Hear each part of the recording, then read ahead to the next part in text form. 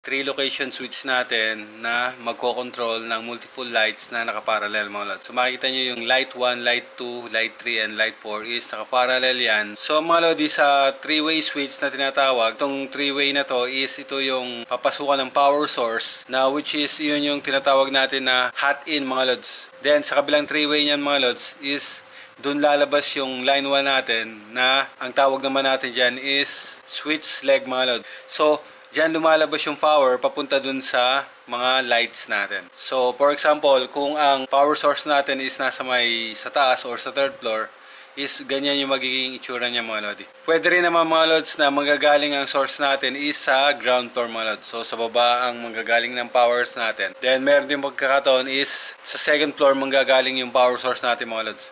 So, yan is magdidepende kung saan nyo padadaanin yung power source na nagmula dun sa main panel nyo mga lodi.